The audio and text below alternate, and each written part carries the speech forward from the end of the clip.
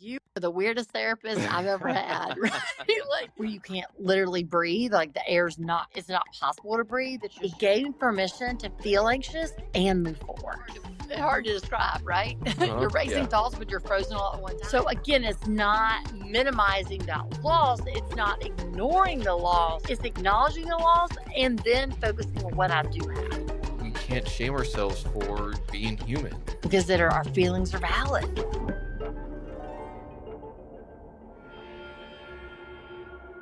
Hello, and welcome back to Retrieving Sanity with your podcast host, Keegan, and this is your podcast for all mental health, addiction, recovery issues, and topics. And I've got a question for you.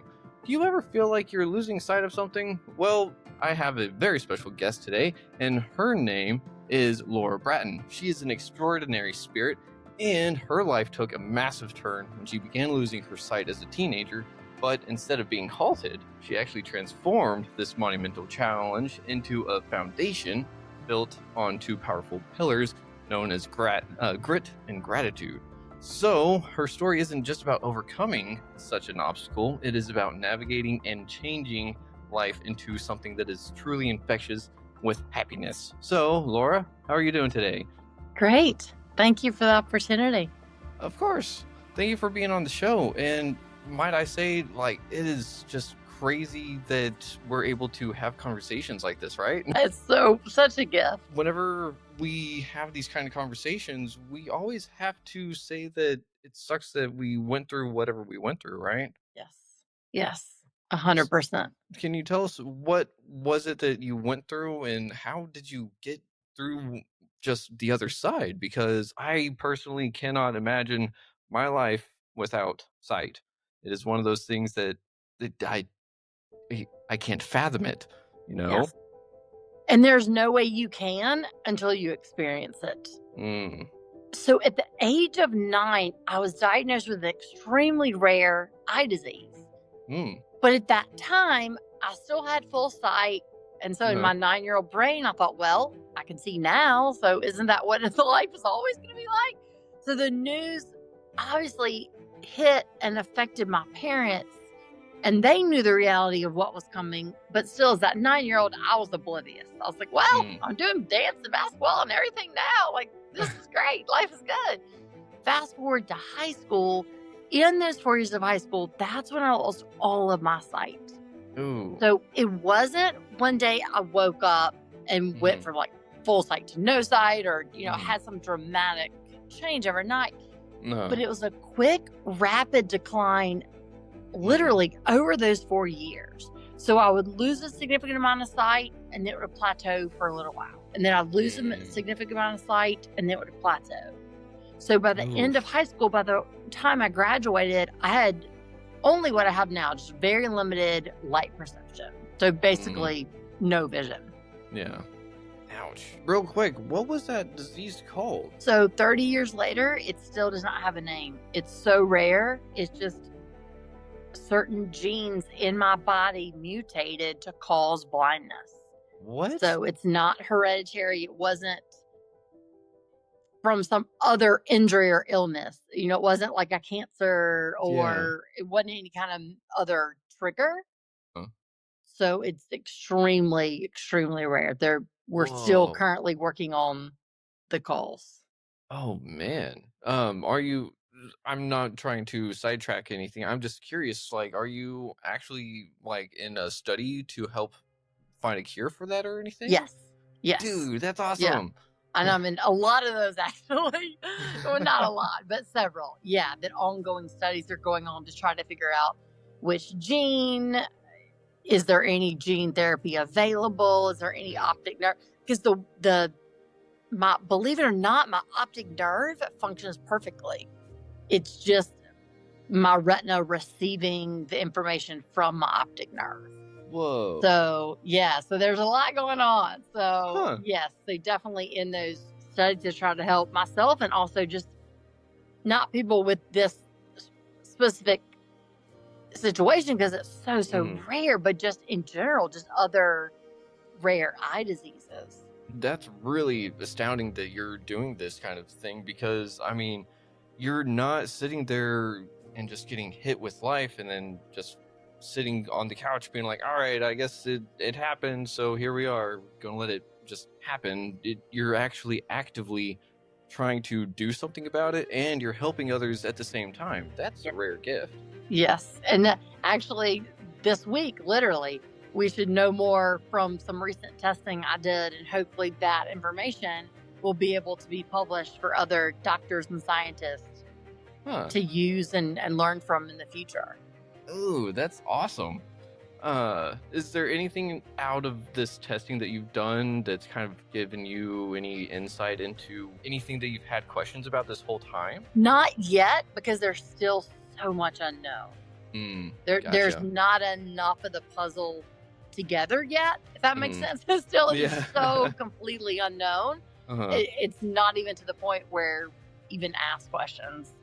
So it's still a lot to be discovered. Yeah, I mean, that's really, it's got to be scary, but also so intriguing at the same time.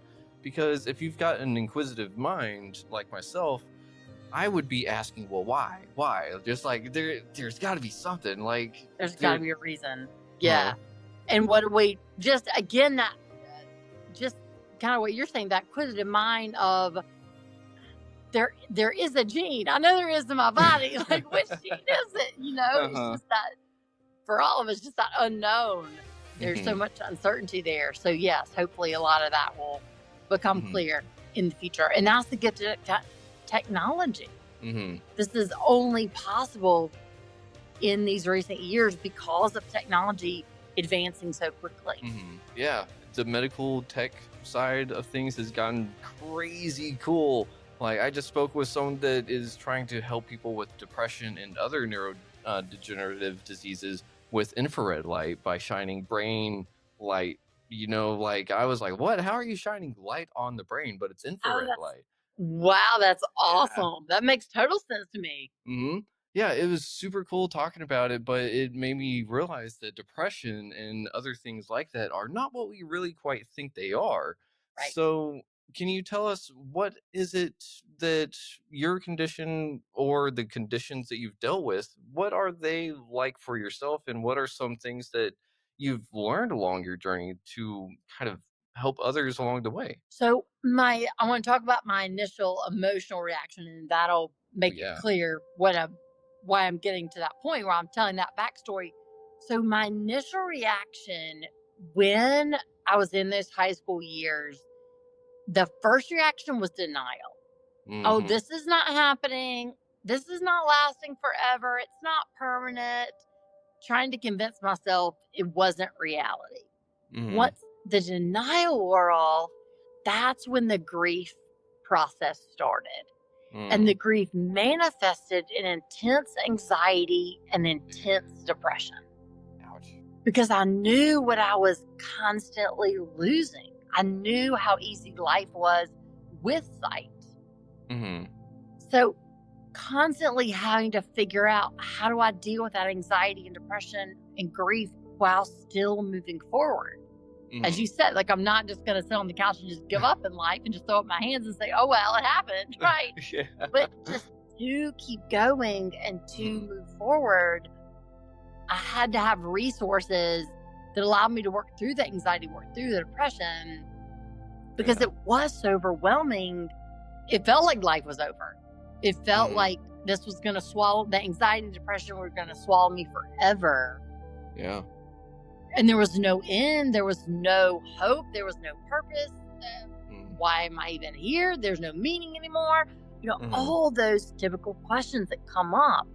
Yeah. So it was the gift of community. It was the support around me that empowered me to move through the anxiety and through the depression. So when I did not believe in myself, and when I wanted to give in to the anxiety and the depression, it was those around me who just continued to believe in me. And I want to give a few examples of how it looked like, how it actually happened practically, physically in my life. So every single day, as I was overwhelmed, my parents would remind me, Laura, yes, the future's scary and fearful and overwhelming. All we have to focus on is today. Yeah. And so I learned that being present and being mindful, that's all I need to do. I don't have to be so anxious about the future when it might not even happen the way I'm anxious about it. All I have to do is focus on the now. And that's when through that living in the present, that's when I got connected and did a lot of work in mindfulness and learned about mindfulness and took courses in it. And that gave me, I'm sharing that to say it gave me so much healing and power from the anxiety. Because here's what it did.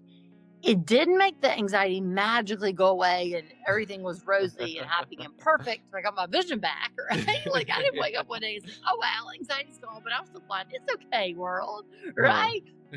What it did was it taught me how to control the anxiety. It taught me that the anxiety is there and I have every reason to be anxious. I'm going blind. Yet it showed me the anxiety is not controlling me. I have the control and the power over it. Oh, okay. And so what I mean by that practically is when I was in that deep state of panic, I would literally just stop and say, okay, can I breathe now? Yes. So let me just focus on my breath and get my breath under control and just sit here for a minute and then move forward in the day rather than say, oh, I'm anxious. Oh no, I'm anxious again. I can't be anxious again. And try to not feel what I'm feeling. Yeah. And so that's why I say mindfulness was such an incredible healing resource because it allowed me to feel what I'm feeling, sit with it, and then choose to continue forward life. I love that. You're actually saying that you're controlling the anxiety, right? Yeah. Yes. And again, that's not a magical trick. Oh, I'm in control of anxiety, so it goes away, right? Yeah. I don't all want to make it sound like I just was mindful and the anxiety went away. Yeah.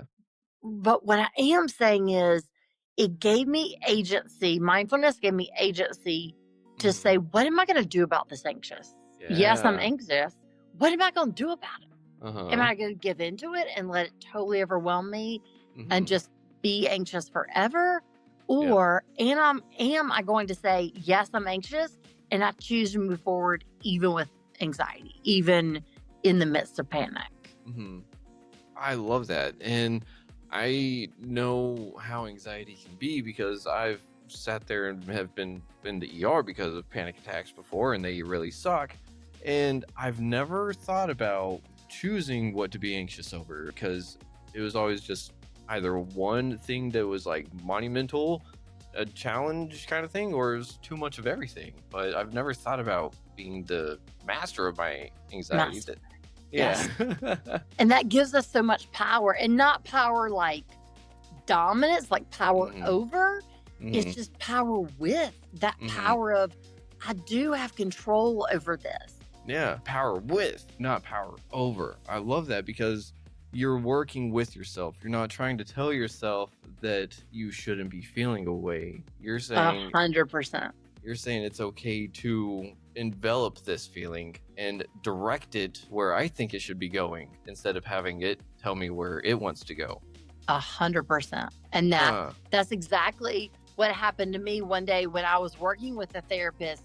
She said, Laura, I want you to go home, and the next time you feel like a panic attack is coming on, just sit down on the couch and for 5 minutes turn towards the anxiety and then get up and continue on with your day. And I looked at her like, you are the weirdest therapist I've ever had. Right? Like, I don't think that's good advice. Like, that's just not, I know that's terrible advice. I don't like that. Yeah. So just out of my stubbornness, then when I went home and the next time I had a deep anxiety panic attack, that's what I did. And what I found was it worked. Turning towards the panic. Again, that feeling in your chest where you can't get your next breath. Yeah. Where you can't literally breathe. Like the air's not, it's not possible to breathe. It's just you're so, and your mind's just kind of frozen, and that is racing, but it's frozen. Yeah. Yeah. You know, it's hard hard to describe, right? You're racing Yeah. thoughts, but you're frozen all at one time. Mm-hmm. When I actually did turn towards it and sat there for 5 minutes, it decreased.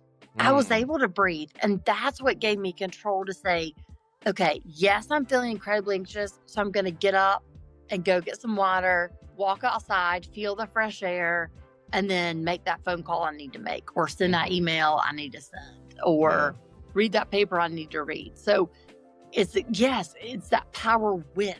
Power with is more like collaboration with yourself. 100%. Instead of sitting there and either compromising or choosing to lose, per se. And whenever it comes to anxiety, you're right. It is kind of like, it's hard to describe that panic of sorts because it's overwhelming. It really is. Definitely something that can be scary to try to face head on. Yes. So whenever we're facing these difficult emotions, how did you, like, you already had your world essentially start to fall apart. Right. So do you think that that kind of gave you like that, let's say, gusto to take that step into anxiety whenever that panic attack started coming on? Yes. So it gave through another conversation, I want to share another brief conversation I had that gave me exactly what you're sharing. It gave me that gusto to basically approach the anxiety, right? Like not to be scared of it, not to be intimidated by it. Yeah. So right before I started college, about a week before I started, I was in one of my administrator's office, and at the end of the conversation, she said, "Laura, right before you leave, I just want to tell you something real quick." And I said, "Okay." And I thought she was going to like tell me about the weather forecast for the next day or something, just, I don't know, something I didn't really need to pay attention to. And she said, "Laura, I just want to let you know that you think grieving should be over. You think by this point, you've had 4 years in high school, 4 years to grieve your blindness. You should be done, and now you should move forward. I want to give you permission that you can do both. You can grieve and you can move forward. Grieving is not a weakness. Grieving does not mean you have not accepted your blindness. Grieving does not mean you're less as a person. It just means it's a real part of your experience. So I want to give you permission to grieve as you move forward." And the reason I share that conversation is that answers your question. And that was the whole reason by her saying that. It gave permission to be with my anxiety rather than shaming myself. "Oh, I shouldn't be anxious by now. I should be over this by now." Rather than putting myself down for feeling anxious, it gave me permission to feel anxious and move forward. Ooh. So they're not like separate boxes I have to check. Yeah. And as a type A person, I like my goals and boxes, and I like checking things off the list. So I wanted to check anxiety off the list. I wanted to check grief off the list. And then I thought I could move forward. But she was giving me permission. It's okay to be anxious. That's not a weakness. Yeah. You can feel anxious and do something about it as you move forward. Ooh, that is some profound stuff right there, because it's essentially giving yourself that permission, like you said, to have two truths at once. And that can be really difficult. I'm so glad that she was able to sit there and say that to you. And I'm really glad that you did pay attention because it sounds like that was exactly what you needed to take that next step. And without it, would we be here? Probably not. Because again, I would have spiraled in that shame, and I wouldn't have had the confidence to move forward. Yeah. I want to ask a question that kind of jumps back to the high school era, whenever the site started to go away. Do you think that did you have increasing levels of stress as you were going into high school, like the next grade and everything? And then do you think stress was a big factor on that? Or you mean stress being a factor in the anxiety? Or the stress being a factor in you losing your sight, stress being a factor in everything? Definitely in the grief. not so much in the physical, like, deterioration of my eyes. There was already so much deterioration. So I'm not going to explain it correctly because I'm not a doctor. But in my very simple way, basically there was so much of our retina already deteriorated that what I was experiencing in college was almost like my eyes catching up to what had deteriorated. Oh. Again, that's not don't quote me. That's not like a scientific way, but that's my simple way of, yes, absolutely.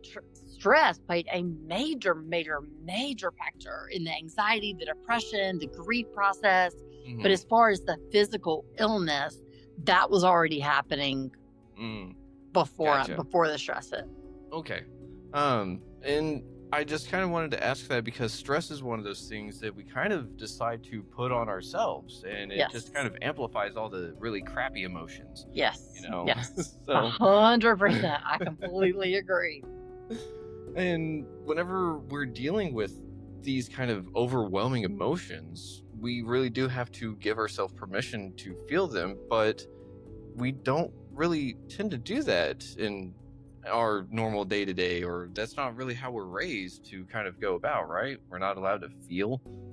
It's more just like, and that's how I defined grit for so long. I thought the grit of just don't feel, push through, be strong, get over it, move on, right? Yeah. That's exactly how I define grit.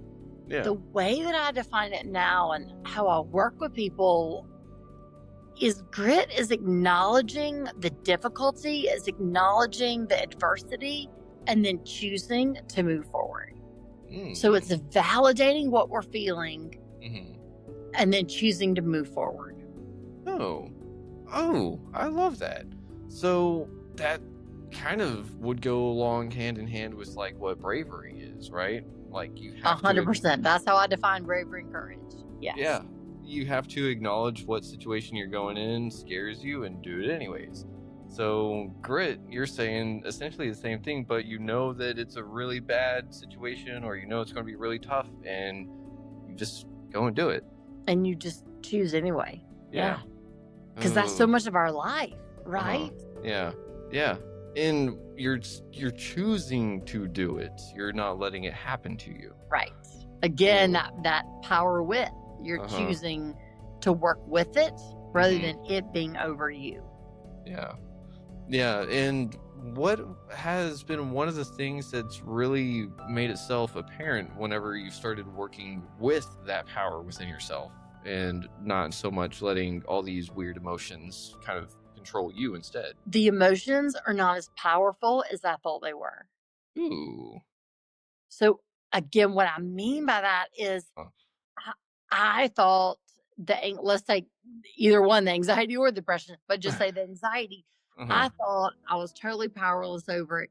It was going to swallow me whole and I would be anxious and fearful for the rest of my life, like every single day, right? Like live in that state of panic.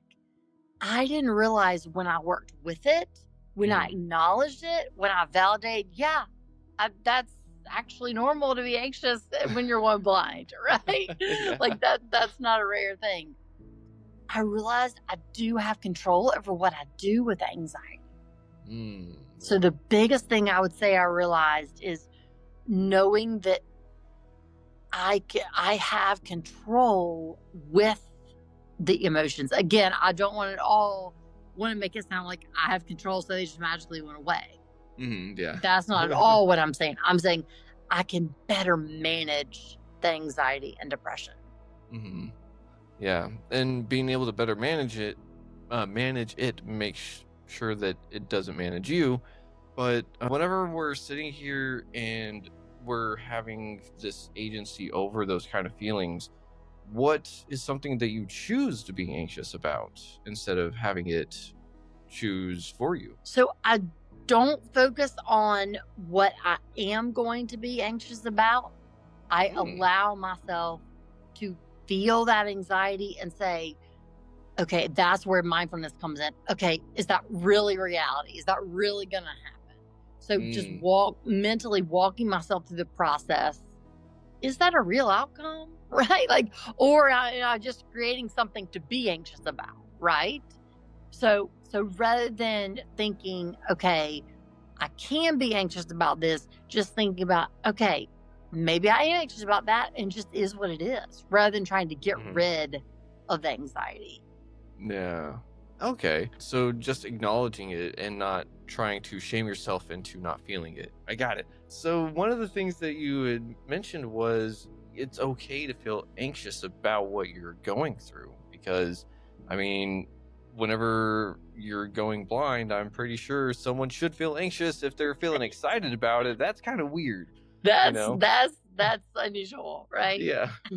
But whenever we're experiencing maybe these really heavy emotions, a lot of the time we do kind of feel alone in them, right? Yes. So how do you help people through understanding that they're not alone in feeling those heavy emotions?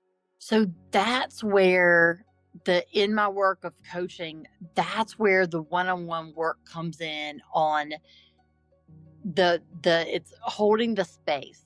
So in trauma work and chaplaincy work and any type of work that works with deep, heavy emotions, it's called holding the space. And what that means is literally when someone is expressing the anxiety or the depression, not immediately jumping to the fixed place.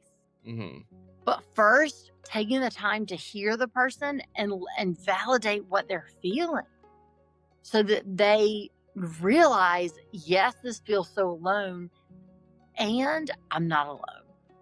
Other people experience this emotion. So it's all about giving the person space to feel and say out loud what they're feeling, and then not rushing into, all right, well, let's do this about it. Let's do step 1, 2, and 3, but just sitting in that space, just sitting in that silence of just acknowledging, yeah, you're feeling the anxiety. And that's really, really hard. Those tears won't stop and you're really, really sad. It's not that I understand the sadness or understand exactly their situation, but it's that I'm compassionate, not suffering with, being with the person in their emotions. I mean, you're helping people acknowledge it within themselves. So you're helping them acknowledge it from the outside, which helps them acknowledge it on the inside, which can be the real difficult battle. Right. That's a really, really hard battle is, yes, acknowledging it within yourself and just sitting there. Right? Yeah. Yeah. And then trying to not shame yourself into not feeling bad in the first place. Right. That is really, really hard. Yes. That is the hard work. Yeah. Real quick, where can people find you for getting your coaching expertise? The best place is my website. LauraBratton.com has all the information about speaking, coaching, book. It's all there. Okay. Awesome. I just put that up on the screen for everyone at home that's watching. And real quick, what's your book about? So Harnessing Courage is all about my life story of adjusting to life without sight. The purpose, the reason I wrote the book was to be a resource for anyone going through major loss, major change, major difficulty, to learn these two resources of grit and of gratitude. So I'm very clear. I'm not saying do these 1, 2, 3 steps and you'll live happy ever after, right? Your anxiety will magically go away. Your difficulty will just vanish. Rather, it's a resource to say, as you go through difficulty, here's what helped me. So hopefully it will help empower you. Thank you for putting that out there into the world. And thank you for just being an amazing coach with all these things that you do for everyone. Because, I mean, I think the best kind of coach or the best kind of leader or anything like that is someone that's been through the thick of it themselves, because you know all the ins and outs of going blind, or I mean, anything on that end of the spectrum kind of thing, Yeah. And that's one thing I remind every single person that I work with. I still use these resources every single day. Yeah. Yes, I'm adjusted, but I'm still a person without sight in a sighted world. So when I'm coaching someone, I always remind them, remember what I'm telling you to do, I'm doing myself every day. Right? Like, yes, I'm through the initial trauma, yet I still need these resources all the time, constantly. It's still a mindset to live by. So I make that very clear in working with people. It's not I'm saying, I did this once, right? Like, I do it every single day, right? Like, I have to have it. Yeah. It's just my mental wellness. Yeah, I was just about to say, so it's kind of like your mental hygiene, right? Like, if you stop doing it, 100%. it's going to catch up real fast. I always use an analogy of like brushing your teeth, right? Like, just as we do that, that's just a constant part of our hygiene. Mindfulness, gratitude, exercise, being out in nature, that just has to be a part of my mental hygiene. And if it's not, that's when the anxiety, the depression does have control over me. If I'm not taking care of myself mentally. Yeah, and it can be really hard to pull ourselves out of a little pit whenever we find ourselves in there again after we've done so well for ourselves after a little while. Yes, because then you start to think, but I was doing so good for so long. How'd I get here? So it's that whole shame thing. Why am I here? Who am I? It goes right back to shame, like we can't shame ourselves for being human. We can't shame ourselves for feeling. Right. Because our feelings are valid. Yeah. And just what a mentor helped me understand. What would you say to your best friend when she calls you and, has all these emotions? Would you shame her for feeling those? And I said, absolutely not. I would just support her and be with her and just, again, hold that space for her. And she said, well, then offer that same compassion to yourself. And I was like, okay, I might can do that. Yeah. So if I wouldn't shame my best friend, don't shame myself. Oh, okay. It's kind of hard not to shame ourselves, though, right? Because isn't that kind of how we're taught? Like, we should be a certain way. We shouldn't act a certain way. We shouldn't feel a certain way. Yes. And if we're going to be hard on ourselves, like, we're only doing it to better ourselves, right? Right. 100%. But does being hard on ourselves really work all that well? Does it really make us a better person, right? Yeah. I mean, I don't know if it really does. It just beat me into the ground and turned me into a bitter person. And that bitter person just made a lot of other people's lives miserable for an extended period of time. Right. I agree with that. Yes. Yeah. One of the things that you said that you got permission to feel again, or maybe all the way through, was grief. So do you still manage your grief? Like, does it still pop up every now and again? Because I imagine that it would for myself, but like you said, it's a sighted world. I don't know. Yes, 100%. So it's not that intense grief that we normally think of when we think of grief, of just that in kind of numbness. The whole world just kind of freezes. You can't really remember what day it is or what I should be doing. It's not obviously that intense grief, but it is just that constant sadness of just that disappointment of like, oh gosh, I wish I could still do that. Or I wish, I had that experience. So just now, I'm like here in the mountains right now, just with all the beautiful weather, it's just like, oh man, I so wish I could see that again. Yeah. And so that's when what you said, two truths at one time, giving myself this space to feel that loss. And then at the same time to say, I'm grateful that I can at least be outside and feel and experience and hear what I can. So again, it's not minimizing that loss. It's not ignoring the loss.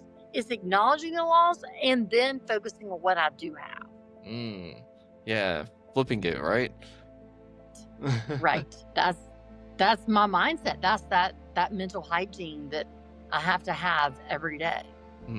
You mentioned being out in nature yourself at one point. So is that something that you do when you're in nature to kind of recreate what the scene would look like? Do you do that in your head?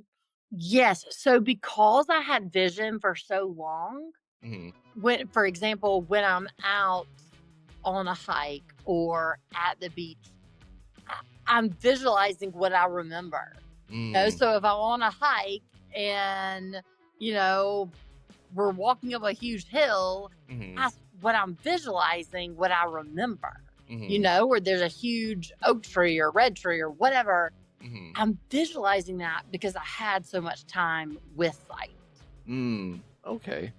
So you can almost put yourself into like happy nostalgia really quick too, can't you? Whenever you're out on those experiences? Yes. Absolutely. Absolutely. On that end, is nostalgia a dangerous thing whenever it kind of comes into that regard? So the way I'm glad you said that. It's making me think about it.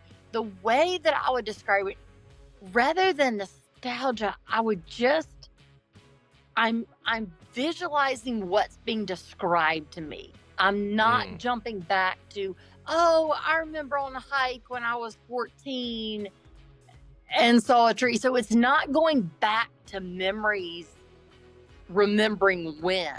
It's just as the person is describing what is there, I'm instantly visualizing it in my head.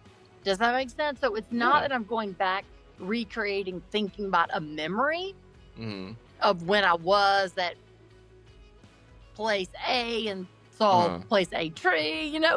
So I'm not going back creating a memory.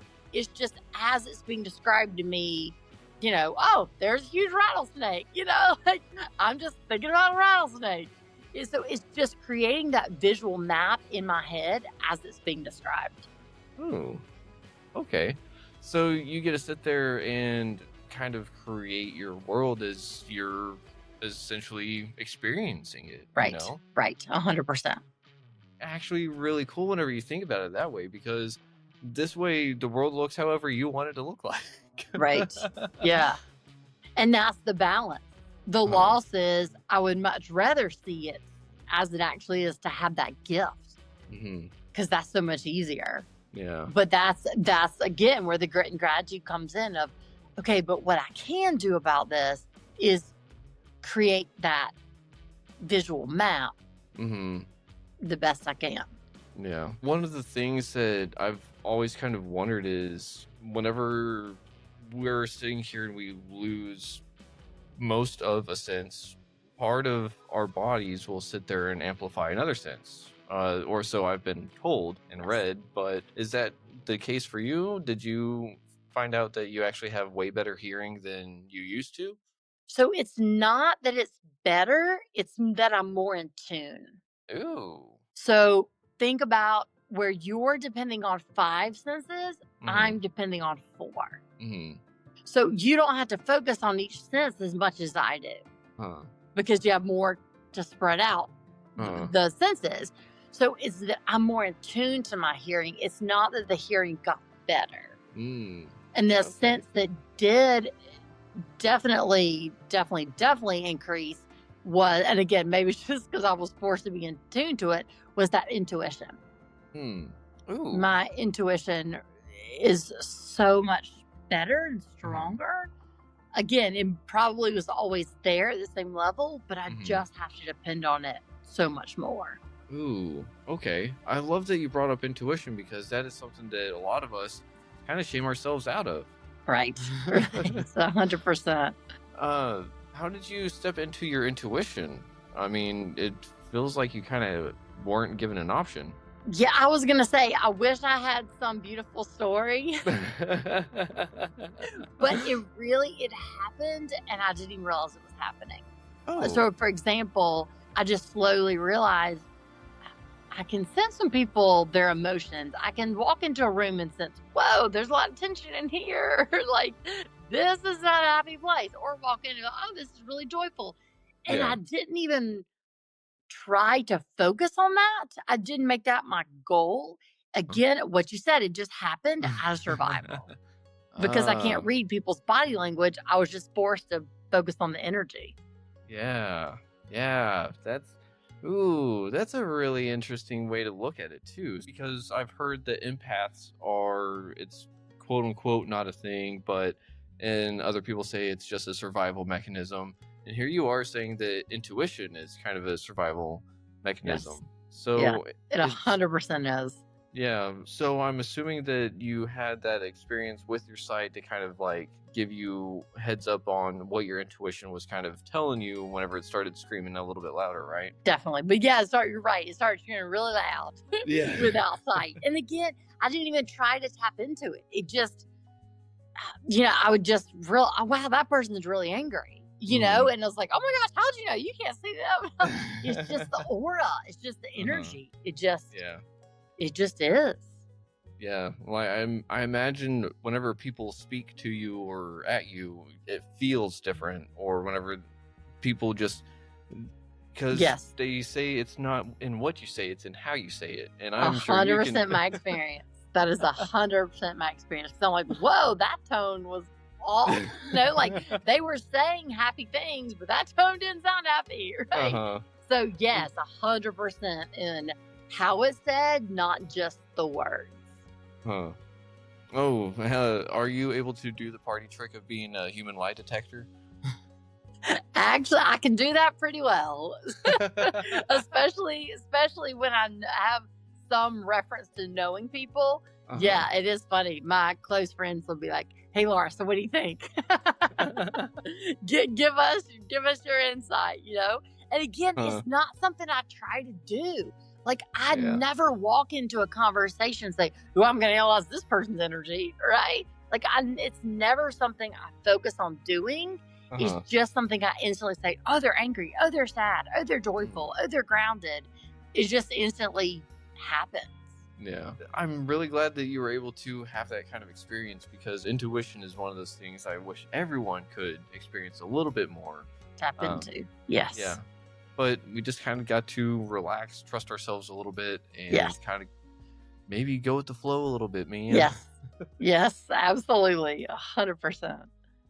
We are getting near the end of this episode, but before any of that stuff, this has been an awesome conversation, and I would love to have you back on in the future to dive more into what it's like to work with resilience and grit as defined by Laura Bratton, and be able to actually see what we're able to kind of get a glimpse of with your world and your coaching a little bit more, because maybe this on the next episode we can have some actual questions from people that have some questions themselves.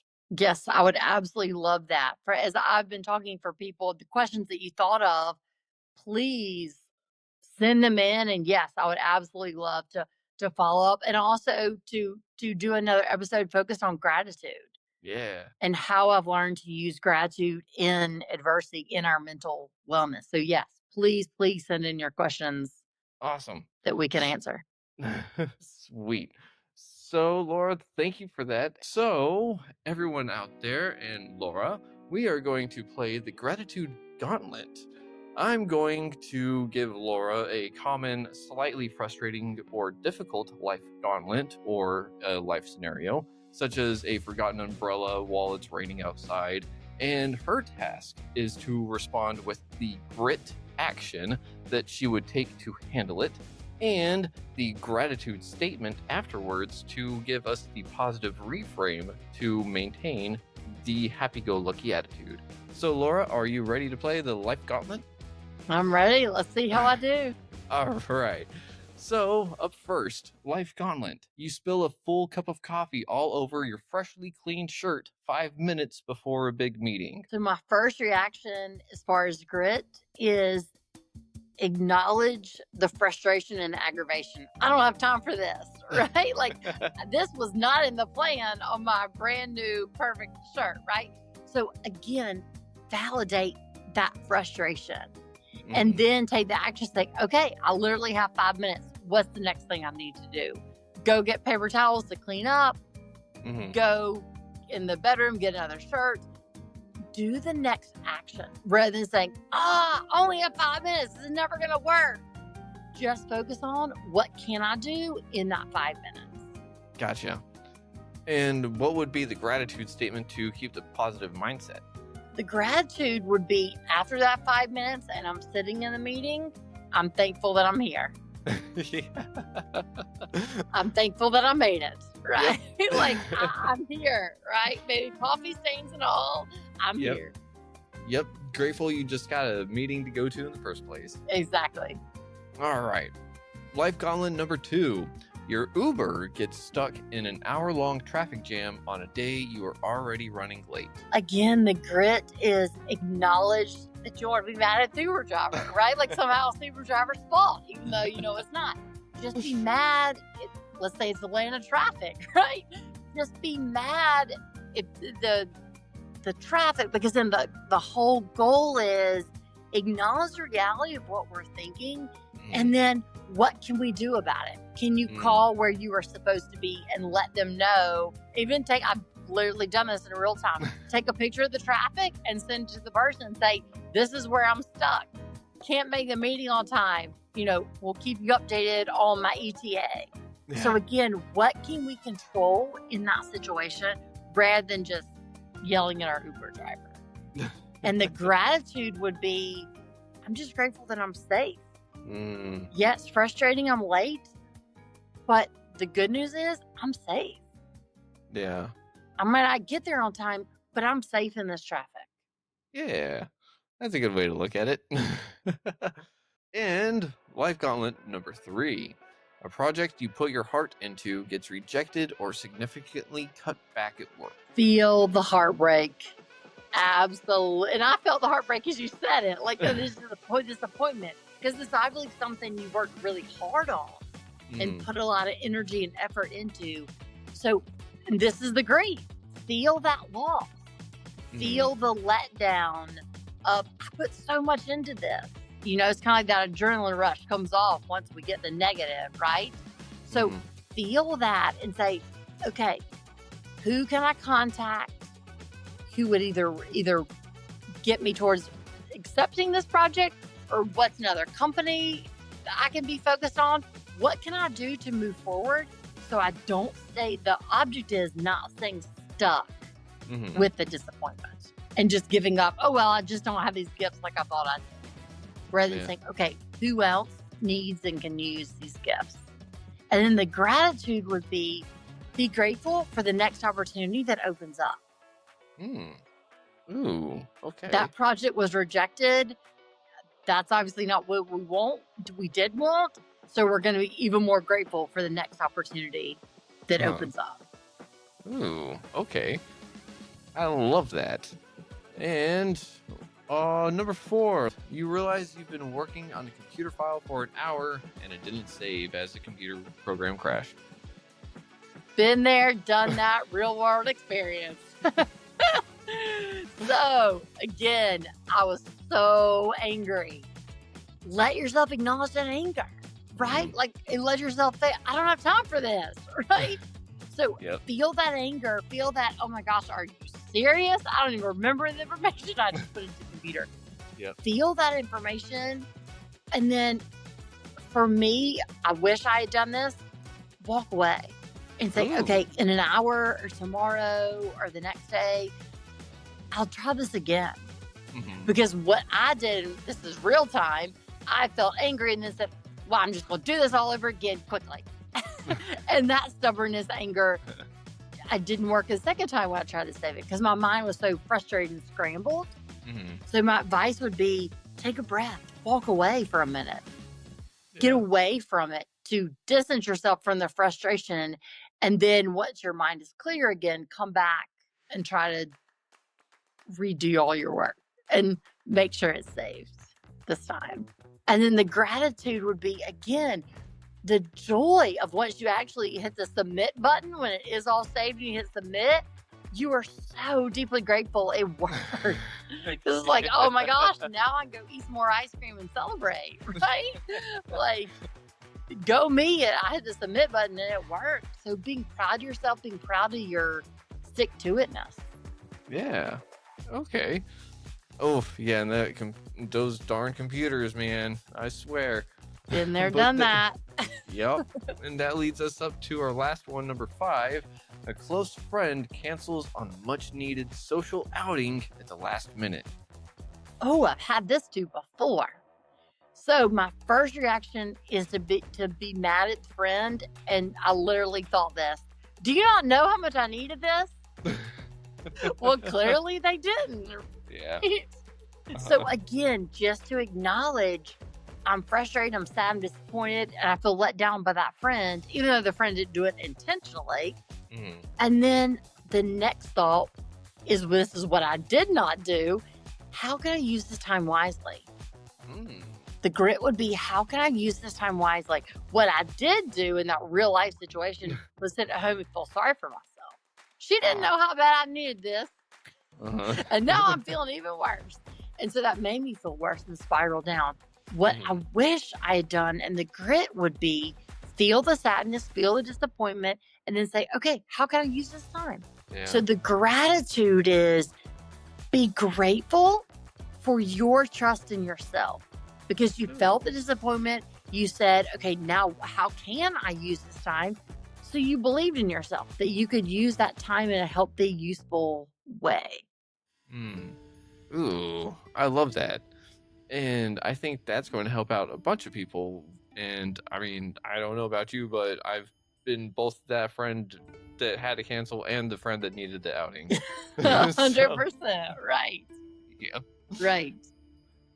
All right, Laura. Well, with that being said, thank you for playing our first round of Life Gauntlet. But I want to let you know that you have earned yourself the honorary title of the Architect of Resilient Movement for Retrieving Sanity. So, thank you. Thank you for that. Of course. Thank you for playing. And I have one last question for you this evening, if you've got enough energy in you. Absolutely. All right. So, Laura, the name of this podcast is Retrieving Sanity, and we explore how all facets of living life impact mental health. Looking at the incredible motley adventures of your life, what does retrieving sanity personally mean to you today, and what's one practice or perspective you believe is crucial for anyone on that journey? To know and trust that I am enough, and for others listening to know that they're enough. And here's the reason I say that. To me, retrieving our sanity, again, goes back to validating our humanness and validating our feelings, and know that we're enough to keep going, that we're worthy to keep going, even in the midst of the anxiety, the depression, all the mental struggles that we experience. Yeah.